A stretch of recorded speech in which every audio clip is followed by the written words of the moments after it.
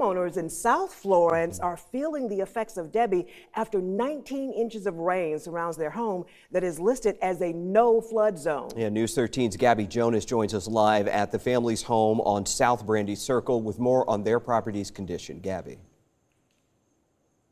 Trish, Edward, take a look at this. Water completely surrounds the home of Sharon Warner and Devon Short's home. Now, they say that they bought the home in 2021 and that they've reached out to both state and local officials for help for years, but says that they seem to have nothing change. This is listed as a no flood zone. This is beyond flooding.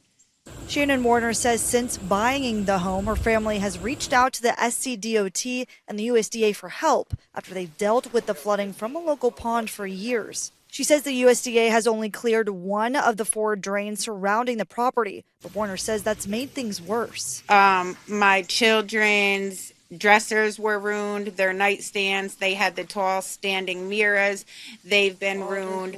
I have a dog that caught a bacterial infection and had to have her uterus removed. Taking a lot of losses. Yeah, one dog that actually drowned, that was a little smaller than her, drowned in the backyard.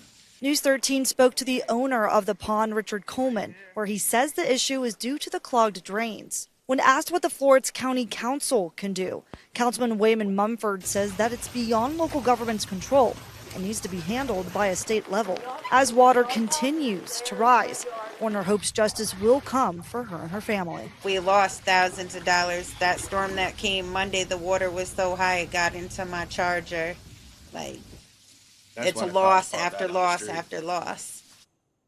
News 13 reached out to SCDOT, USDA, and Public Works for comment. We have yet to hear back. At 6, we'll have more about the condition of the home. Live in Florence County, Gabby Jonas, News 13.